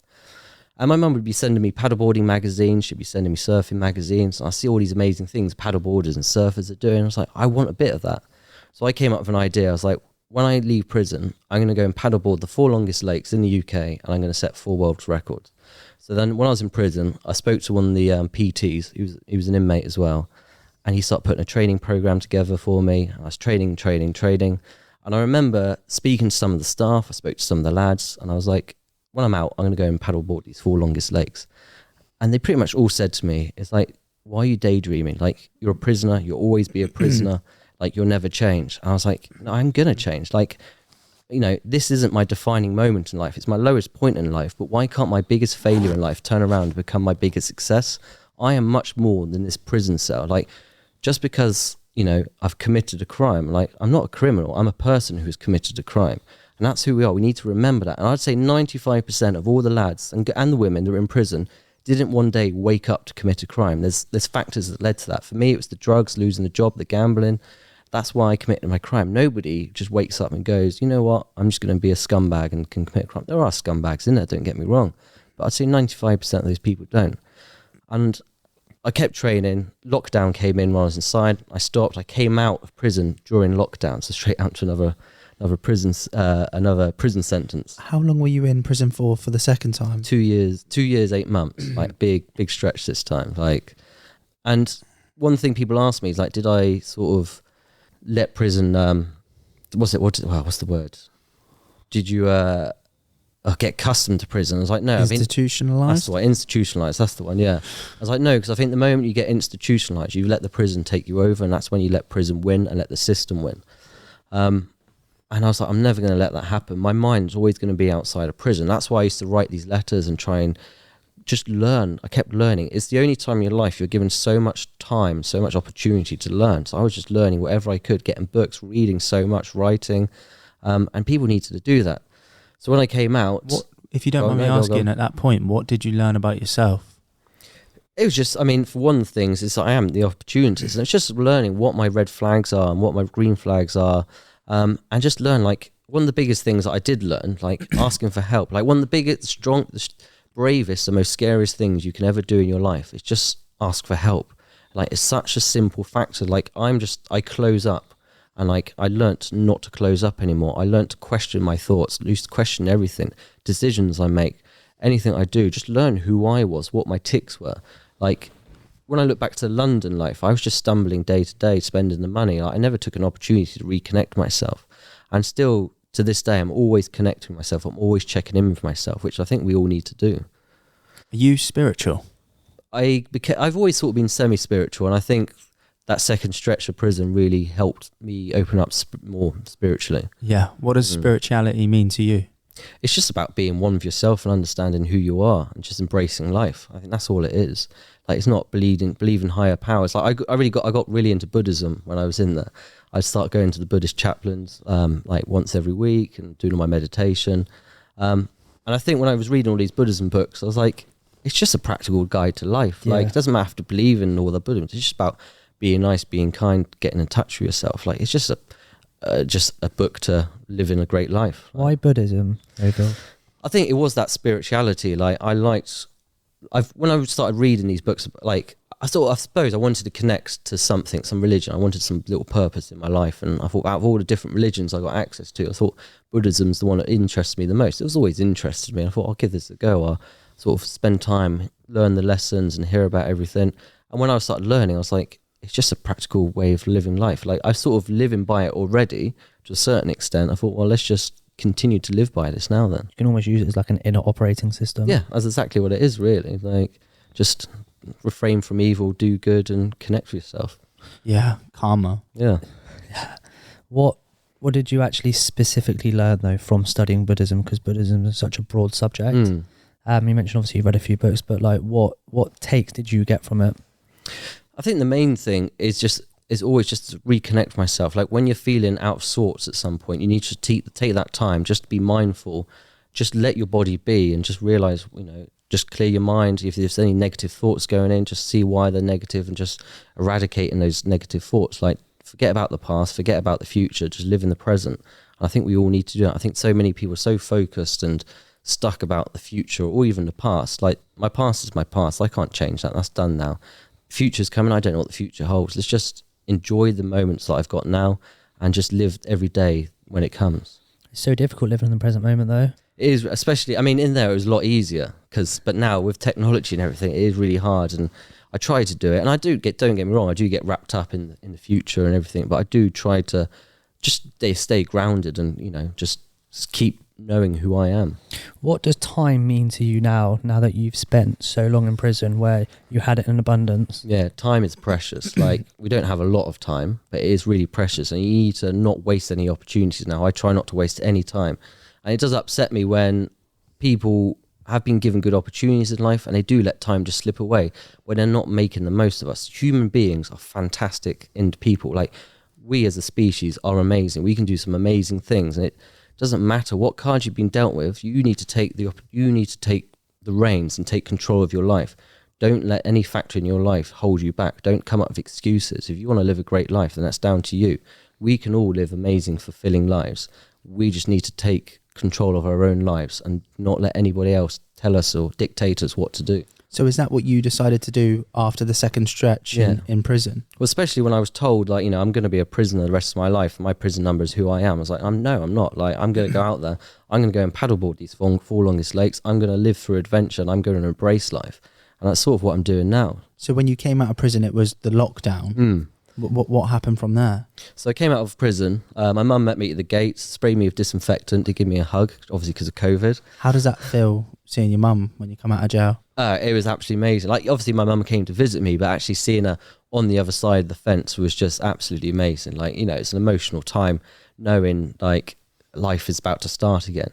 But what was great about coming into lockdown, it gave me that opportunity to just slow down, evaluate where I've come, like, think about where I'm going to go, and just connect with my family again and connect with myself. Where I came out the first time, I was so focused on hitting that ground running, I didn't have that opportunity. Like, we all didn't have that opportunity. So I had the opportunity just to take a breather. Like, don't rush into anything. Like, you can't just enjoy life at the moment. And the weather was great when I came out. Like, everything was great, and just just enjoy just being free.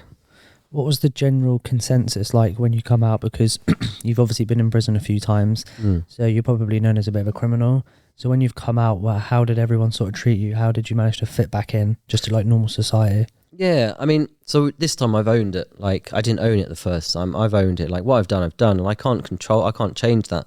If people have got an issue with that, then that's, you know, at the end of the day, it's not my issue. Like, I'm owning it and I'm trying to do good things now. I have been quite fortunate that people have not given me much shit. Like, I've done a few interviews and I look at comments. Like, I did an interview with Lad Bible. I look at some of the comments, but the interview was basically about a man changing his life doing charity work, and then you've got people saying all sorts of shit about me. But Like what? it was just like, oh, he's a scumbag. Like, Oh, you know, mate, never read the comments. Yeah, I know, but it didn't bother me. I was like, it was literally just about a man just changing his life and doing charity work now. It was a good news story. And I was like, you know, like, I'm going on doing good things now. Like, and it just sort of, it didn't bother me at all, really. It was just like, why are you being like that? Like, it's like, I'm doing good. The thing is, for some people, I suppose it's quite hard to detach the criminal from the human. It is, and I think what I do now, I try to highlight the importance of reform and rehabilitation, because prison doesn't rehabilitate. We rehabilitate ourselves, but we need to do more help to help those inside. I also want to change perspectives on people that have been to prison. Like, when I meet people, you probably wouldn't assume that I've been to prison, the way I sort of speak and the way I dress. And one thing that makes me laugh is, like, you've probably got an old dear at home who loves David Dickinson. She'll watch What's It, Deal or No Deal, and love David Dickinson. She probably loves Stephen Fry. Those two have been to prison. They probably don't realise that, but they probably hate prisoners. And something that I did a thing when I was inside with the One Show, and they had Judge Rinder on. And Judge Rinder made quite a good point. It's like, at the end of the day, these people that leave prison are going to be your next door neighbours. You know, do you want them to come out of prison? Do you want them to have a horrible time in prison, become even more broken than they are, and come out just angry at the system, angry at life, and then be your next door neighbour? Or do you want them to rehabilitate, change their ways, learn, you know, grow as an individual, grow an individual, and then just become an honest member of society, a good father, a great mother, a taxpayer, somebody that's going to live a nice, positive life? Like, which one do you want?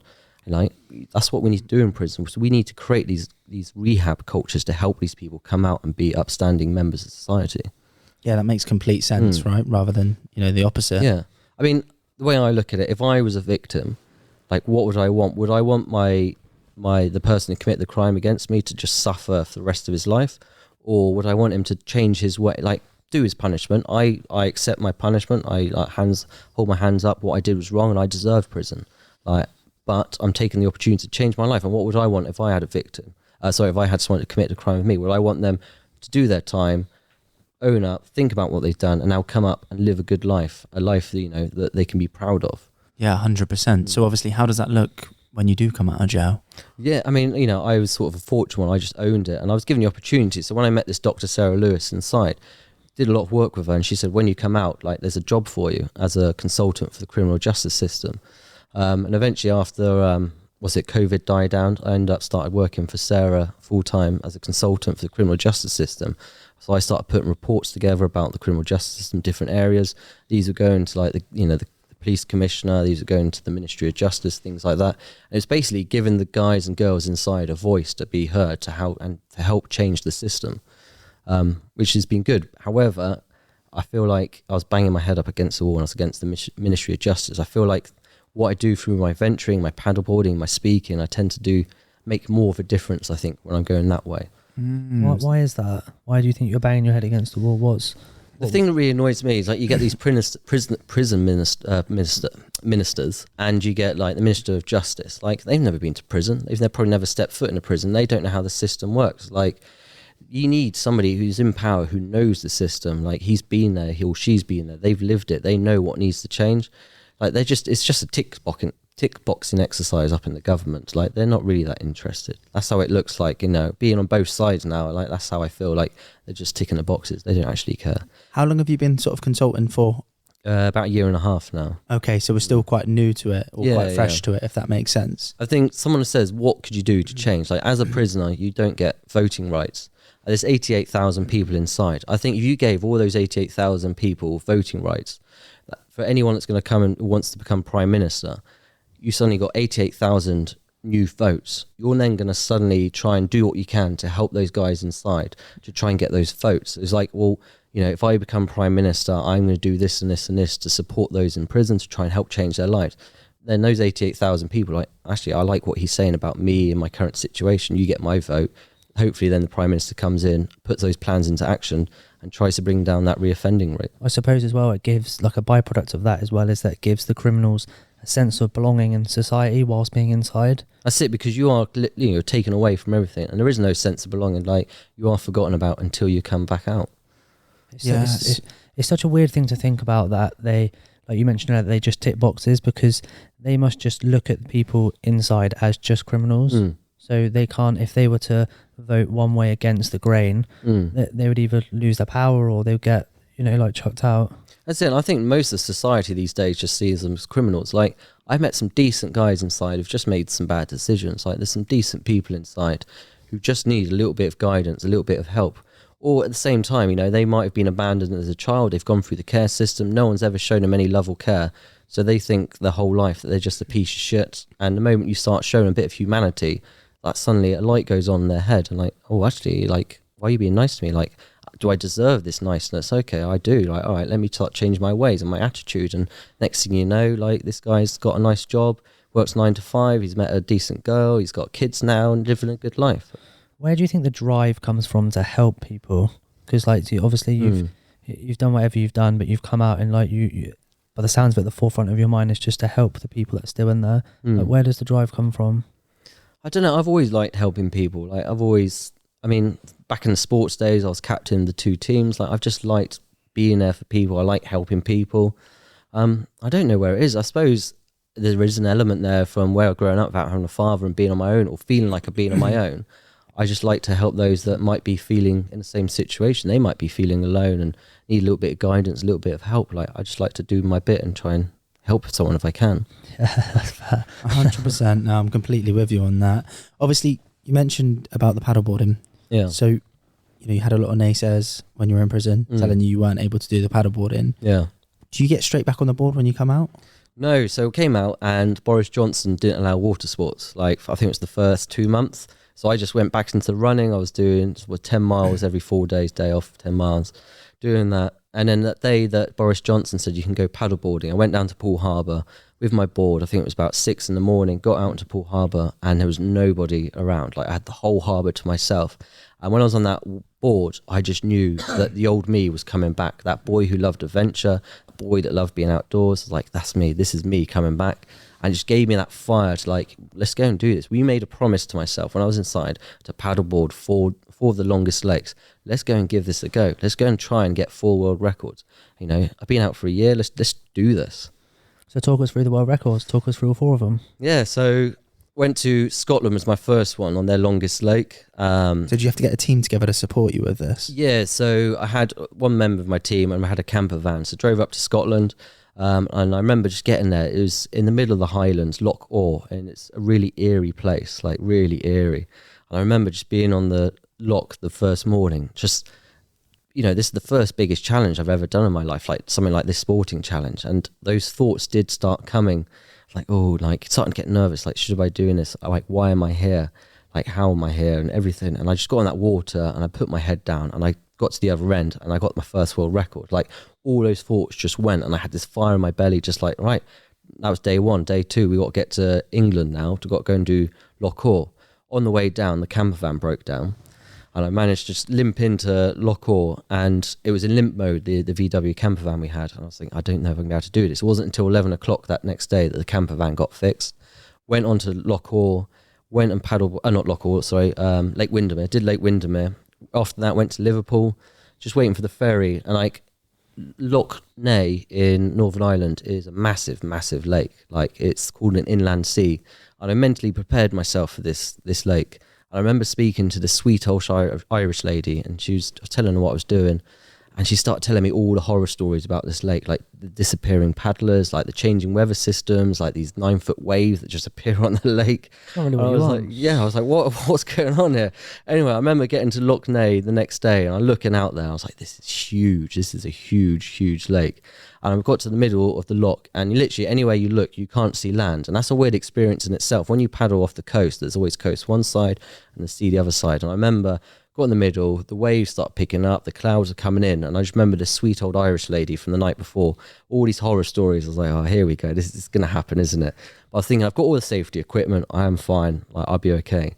So I dug deep, I got to the end, and I remember I was waiting for the ferry, and I went and had a pint of Guinness. And in that moment, I was thinking, I've got 3 world records. A year ago, I was in a 6x4 prison cell. I now have 3 world records to myself. And I was thinking I could quit right now. Like, I've got the most paddleboarding world records in the world, more than anybody. I was like, I could quit. I was thinking, like, no, it's like, let's not quit. Like, I've made a vow to myself. Let's stick to it. Let's go and attempt 4th world record. Like, I just then got really hungry, went and did Bala Lake in Snowdonia. And I remember did that, bashed it out, got off the 4th lake. And I just burst into tears, tears of just happiness and joy. Like, I made a vow to myself and I did it. And I was raising money for a charity called the Alliance of Sport, who used the power of sport in the criminal justice system, and their CEO rang me straight away. He's like, do you want to be our ambassador? I was like, yes, yeah, I couldn't think of anything better. But what made it even better was I think there must have been a police training day in the town, because there were about 20 police officers having a picnic around me. And I didn't speak to them, but there was just something symbolic about me as a former prisoner doing these 4 world records and these police officers all around there. That's amazing, to be fair. Obviously, those paddles, how long are they? So the first one, so Loch Orr was 38 kilometres, Windermere was 17, Loch Ness was 42, and then Bala Lake was 12. So how long would that take you in total? Testing his maths. Yeah, to 10, 50. It's about 16 hours altogether, I think. Yeah. And then, so I said to myself, when I was trying to get the £2,500 of the charity, and I said through social media, if like, you help me get this, I'll go and do the River Thames and I'll go and attempt that. So I ended up raising about £3,000 and I had to go and do the River Thames, didn't I? So talk us through it. Yeah, so River Thames, like, it was 208 kilometres, and it was 54 hours, I think the world record was. And I remember it was such a beautiful day when I started out. Like, to be honest, the whole trip was beautiful. The sunrises, the sunsets, they're amazing. And I was getting through, when the darkness came that first night, that's when all the demons from my past started coming up. Like, what does that like feel like? Obviously 54 hours is a stint, by the way. Yeah. But like when they start creeping in, were they just like thoughts of the past, or like how did it sort of?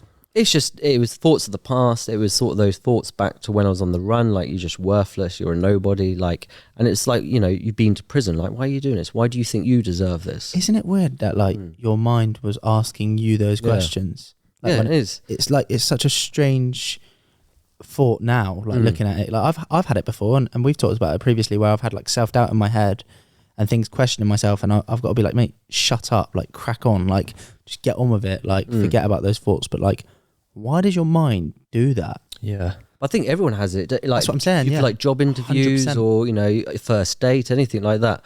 I read a book when I was inside by Professor Steve Peters called The Chimp Paradox.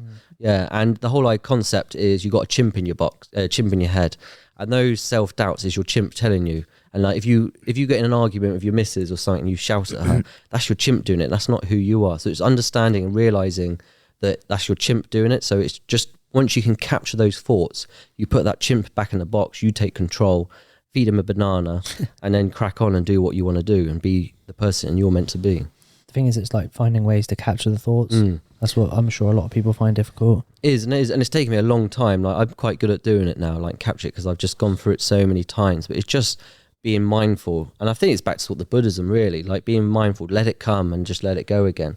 But be aware it's there and just seeing how you feel. So when it comes again for a job interview or a sporting event or whatever, just be aware that it's coming and just let it go again. Like, just understand it's there. Don't force it to be out of your head. How intense did those thoughts get when you were going across the Thames? Oh, like really intense. Like, you know, I was in tears at point. Like, especially I was just drained, like physically and emotionally and mentally, and I was in tears, and I wanted to quit many times. And it doesn't help when you got your team saying you can quit if you want. Like, you know, just making it easy for me to quit. Yeah, come on, it's fine. Don't That's worry. not really what you need from your team. It's not, is it? Like, last thing you I want. think they could see me just when they at the checkpoint, so I got refuel. They could see like you're not looking too good. Yeah, but no, it was good. So I did the first night, got through that, did the next day, and then it was like the last night came in again, and that's just when it really got dark, really dark for me. How long does like those periods last of like dark moments? I mean, pretty much throughout the whole night. Like, you know, when it starts getting dark, it's usually around sort of 2 a.m. Oh, sorry, I mean like the dark thoughts. Yeah. So it's usually like, you know, good 5 hours there. Like, it's like you go into the night time and the first few hours when it's actually dark outside in the world. And then when you're doing these endurance events and it is midnight or like 3 a.m, there's no one around, it's just you and the animals. Like, that's just when it all starts playing in your mind. You knowing that there's people sleep in bed in their warm beds. I'm out here in the cold, pushing my body beyond limits that I didn't know existed. Like, that's when they start playing on me. So how is it? Is it pitch black? How do you see where you go? It was like, well, it had moonlight, but it was pitch black. I remember there's one point I was going down the Thames, and it was probably about like 1 a.m, and there was a boat in the middle of the Thames, and there was 2 lads. Like, this is all the countryside of Thames, not the London Thames. And there was 2 lads on a boat, no fishing rods. They were just standing on the boat. Like, 1 a.m, I'm paddling past them. We all look at each other, just a little nod, like, what's up? Bit of mutual respect. Yeah, but they're looking at me like, what's he doing paddling down Thames? I'm looking at them like, what are they doing on a boat at this time in the morning? Like, this is really weird, but yeah, just crack on. You mentioned that the dark thoughts lasted for however long it was dark. I bet that was probably maybe even more of a challenge than the paddleboarding itself, having to deal with them for that period of time. I look back at the River Thames and I think that paddleboard was easy. Like, that was fine. But I look back at the memories and they stay with me. I was like, that was dark. Like, there's some dark thoughts, dark places I went to in there. So what was the feeling like when you got to the end? It was just utter relief. I was in pain and agony. And it wasn't until a few days after that you sort of just collect like your thoughts and where you've been. I mean, that first night you think you're going to sleep so well, but you're just aching. Your body won't let you sleep.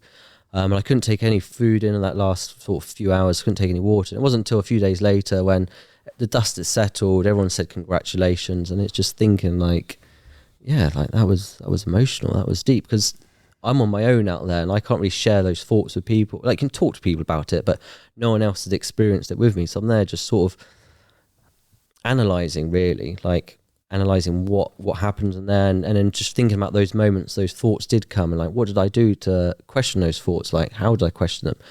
And then there have been times off the water now since that and the other challenges that might have come into a bit of difficulty.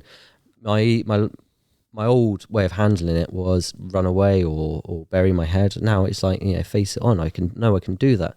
I face on these challenges on the water. Now I can do it off the water. It sounds like it was like almost like a therapy session to work through the trauma. Yeah, like and the way you describe it.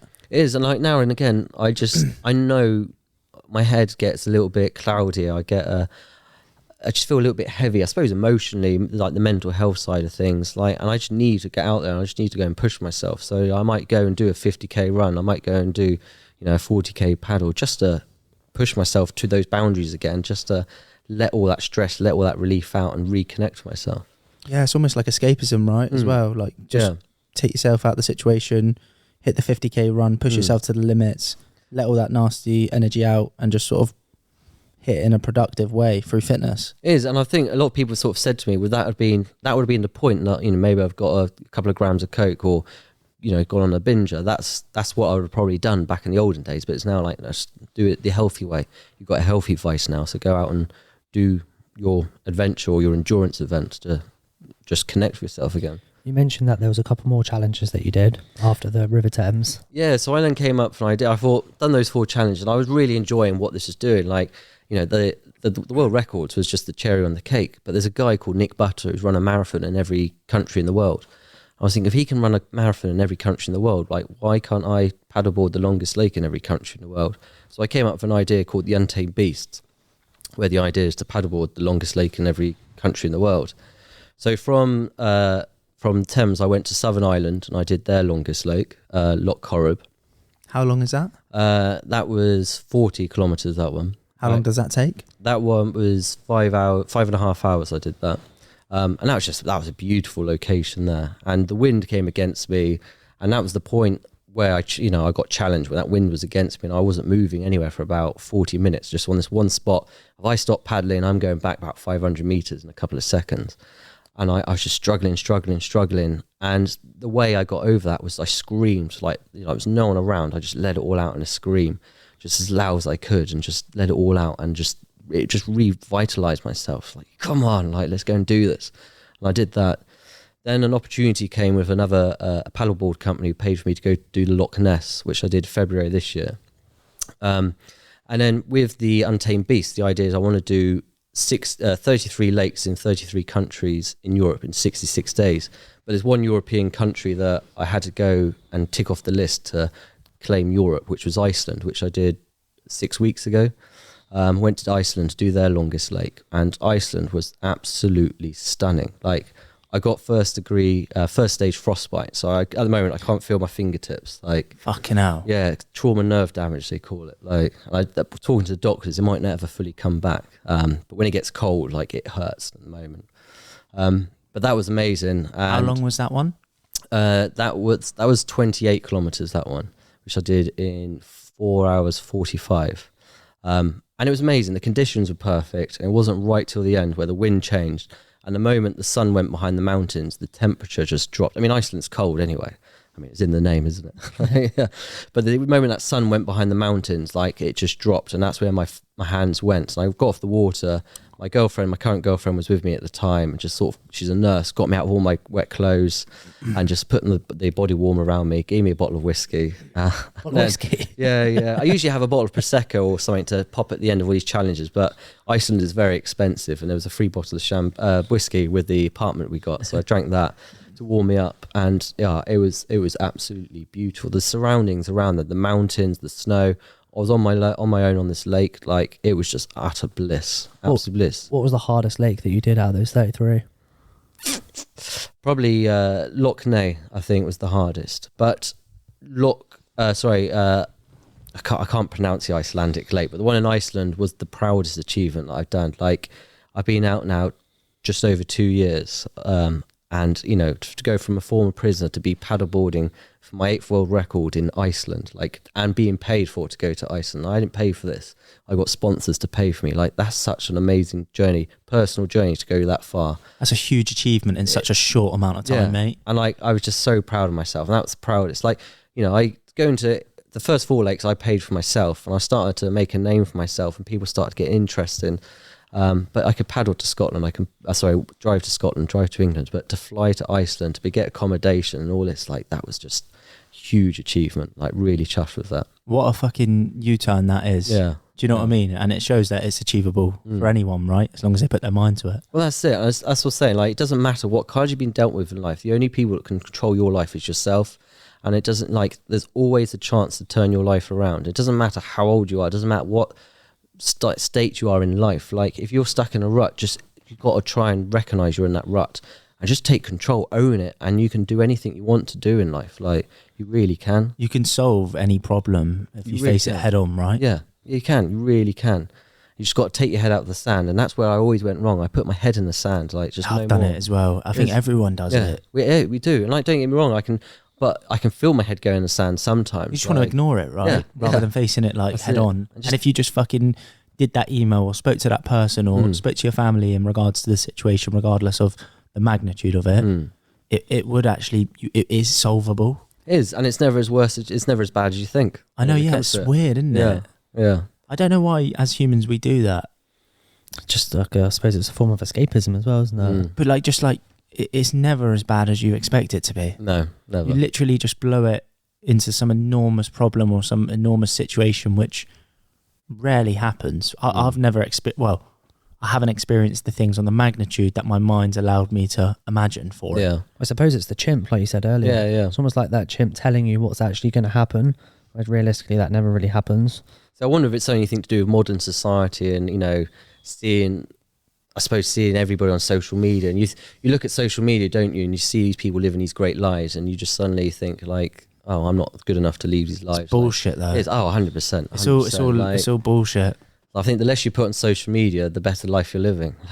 But at the same time, you need it for exposure. Oh, you do. Especially You if you're do. building a product or you paddleboarding. do. I was You going do, to yeah, say, yeah. I doubt you would have got that sponsor without it social wouldn't. media. It does. Social media really annoys me, but I do need it. You've got to find a balance with it. Do you know what I mean? Like mindless scrolling is just a waste of time. But distributing your content for the right reasons, for a positive message like you have done, is for the right reasons, right? Yeah. But finding that balance is tough. Yeah. Obviously, that brings us like full circle to today. Yeah.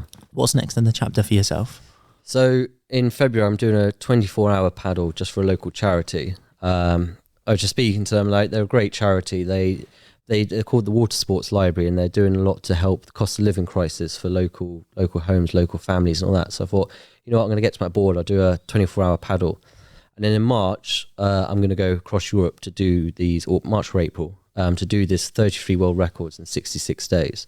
I've got a book due out off the back of all of this, and there's a documentary being made as well, which is awesome. Wow. And I'm hoping, you know, if all goes well, then I'm going to take the leap to just doing the speaking about the reform, the rehabilitation and paddleboarding full time. I want to try and do Central America next summer. Then I'm going to try and hit Asia. Then I'll try and hit Africa. I'll try and hit North America, South America. I mean, there's so many ideas that I've got to paddle, but like paddleboarding is the fastest growing sport in the world.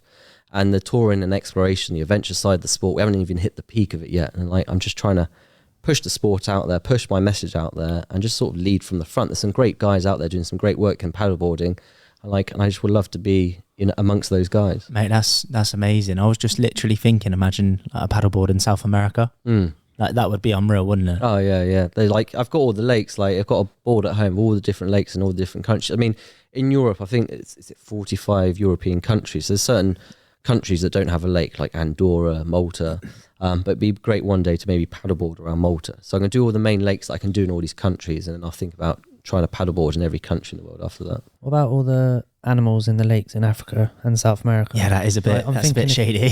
Fall off. Well, so I got the concession rights to do. I got the concession rights to do the Skeleton Coast in Namibia, which is like 500 miles of just barren beach line, which would be good. And I have sort of been talking to a few people to be the first to do the River Nile as well. But as you said, there are dangerous animals in there, but you have to work around that.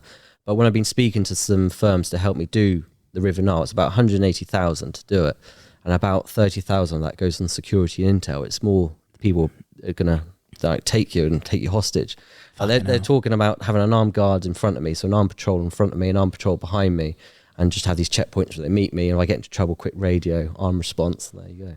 Just makes it sound more exciting. I didn't even think it does. That's the adrenaline, right? that we're all chasing. Yeah. I wouldn't have thought that that's even a thing to think about. Like in my head of paddleboarding down in Africa, that you're going to be held hostage. No, like I spoke to a lady who was the first woman to canoe it, and she was saying like all the social media updates, they're always 3 days behind. So like if it did go out, then if anyone's going to go to the point they think they are, she's 3 days ahead. She's fucked. Yeah. But there's a guy I absolutely love, and he's backed my project called Leveson Wood, who's an adventurer. He was the guy that walked the Nile. And like I love everything he does. And I always say, like, if I could be the Leveson Wood of the paddleboarding world, that'd be awesome. Oh mate, that's unreal.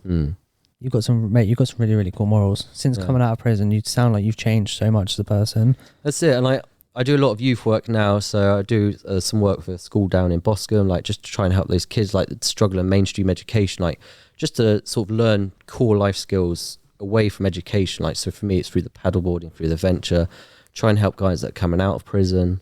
And just again, trying to get more people to reconnect themselves through adventure. Like I gave a talk not so long ago, and a lady came up to me. It's like, I have a husband and 2 kids. Like, I don't have time to have an adventure. I was like, you always have time. Like, an adventure isn't paddleboarding the longest lake in the country. For you, like, go camping. If you don't camp, go camping for a weekend. Learn to make a fire, like, properly, with, like, rubbing 2 sticks together. Like, that's an adventure. An adventure is doing something you don't usually do. And if you do that with your family, that's creating core life skills, life memories as well for you and your family. Like, that's what it's about. It's just living a happy life. What does it actually feel like knowing that, like, you're almost like 2 different people? So from what you were before to what you are now, what does it feel like thinking that you were that person and you are now this person? It's great. This is the person I should have always been. Like the adventure side. But I think prison has made me who I am now. Like, going through prison has made me like who I'm actually now and who I'm meant to be. And, you know, I said right at the start of this, prison is my biggest failure in life, but I think it's also become my biggest success. How's the worst thing that happened to you also the best thing, right? That's it. And like, I've been given a second chance, well, third chance, but I've been given a new chance now. I've been given an opportunity. I've been given a platform. So let's take hold of this. Let's use it in a positive light, and let's try and just do some good as I go along. Let's try and spread the message. Let's try and help people inside. Let's try and help people stuck in a rut and help other people wherever I can. Like, I just want to spread positivity and love. Yeah, mate, I rate it. I do. Do you think it's just a transfer of focus? Because obviously, you look, you know, from your story and what you've told us today, clearly like an intelligent guy, right? And a high performer in sort of whatever you apply yourself to. Previously, you're applying it to, you know, certain maybe values at that point, which like money, finance, like, you know, glitz and glamour, like that sort of lifestyle. But you've just almost like, it seems like just transferred that energy to adventure, positivity, and just like life. Yeah, do you know 100%. No, it is. Like, what a weird concept though. Like the focus has just shifted, and because the focus has shifted, the life has just taken a completely different direction. Is it? As I said, like I opportunities. I see opportunities, and I take the balls by the horn. Like, I saw the opportunity to go and paddleboard. It's going to be the 3 longest lakes, like the 3 peaks. I was going to do the 3 lakes, and I thought, let's throw an island as well. Why not? I just want an opportunity to do it, and I thought, let's just do it. Like, why not? And I do it, and I think that's like when I was in London, I saw opportunities, I took them. I see them in a different light now. I see them in a different field, like different adventures, and I just go and do it, give it my all, and see what happens. Yeah, mate. It's incredible. I just want to ask you one question quickly. You know the 24-hour paddle you're going to do? Yeah. Is that no sleep for 24 hours? No sleep for 24 hours. Just literally paddle for 24 hours. It's mind over matter, isn't it? Yeah. It's like what the plan is. So I did an ultra, was it last year, the year before? And what I noticed, and the same with the River Thames, if you start like early in the morning, when you come to nighttime, you're sort of in a dark place, or it's sort of getting into a dark place, then dark comes. What my plan is this time, like I'll start just as it's about to get dark. So I'm fresh-minded, it'd be dark, and I would finish just as it's about to get dark again. From what you've said today, obviously, like, you are, if you don't mind me saying, a bit of an extremist, right? Yeah. Do you feel like you're pushing yourself to these extreme levels in the new realm as much as you were in the previous realm, but just in a different direction? Yeah, no, I would agree with that. Like, but I like the results. These results I'm getting this time are a lot better than the results I was getting last time. Like, I'm learning so much more about myself. I'm becoming a stronger, a better person. Like, every time I do these challenges, I'm just becoming just a stronger person. I'm growing every time. I'm changing every time. And I think we all just need to keep learning more about ourselves in life. I think we all need to change as individuals. Just keep going, keep developing, keep learning new skills, and just embrace life. How far does that go though? Because you know, every time it sort of it gets slightly more difficult, right? And look, we've been there. You know, we both ran marathons, not on the same level as, you know, paddleboard in the Nile, but like you know, we like that feeling of pushing yourself and digging deep, and you know it's tough, and you just got to get through it. Like, we like that feeling, but like, how far does that go? When I've done these challenges, the one thing I haven't come across yet, I've been close to it, but I haven't failed one of these challenges yet. So when I actually do eventually, because it's going to happen, like when I do eventually fail one of these challenges, that's going to be the biggest test, like how I handle that. The comeback. Yeah, I think I would like to, you know, come off the water, hold my head high. But, you know, if I've been paddling for 20 hours, like, how is it going to be? Well, if I'm 5 kilometers short of the finish line, I paddle for 20 hours and I can't do it anymore. And you know, it's a failure at that, but it doesn't mean, you know, I am a failure. I failed that one time, but how am I going to take that? I don't know yet. That's going to be. Are you nervous about that? Yeah, I am to a certain extent. Like, yeah, definitely. Yeah, I think obviously, you know, I have no doubt that you're going to achieve these goals 100%. But I want to leave it on one question: if there was any way you could paddleboard in the world, and like regardless of like the cost, the financing, the risks with the animals, etc., where would it be and why? I would always say Poole Harbour. Like, it's home. I absolutely look home. I grew up on that water. Like, that's where I learnt everything, all my happy memories on that water. It's one of the most beautiful places in the world. It's the islands. There's so much to explore and tour. You're safe in the water, and it's my happy place. Fair play, mate. Fair play. Yeah, 100%. Mate, we're going to leave it on that. Obviously, thank you so much for coming down today. No, thanks for having me. definitely rooting for you, mate. But I've no doubt that you're going to achieve those goals. Yeah, and also I just want to say, mate, I love the fact that you're spreading positivity, love, great energy. Keep it going, mate. Like, keep that smashing going, it. mate. Keep that going. For Cool, sure. thank you. Thanks Cheers, so mate. much, mate. Cheers.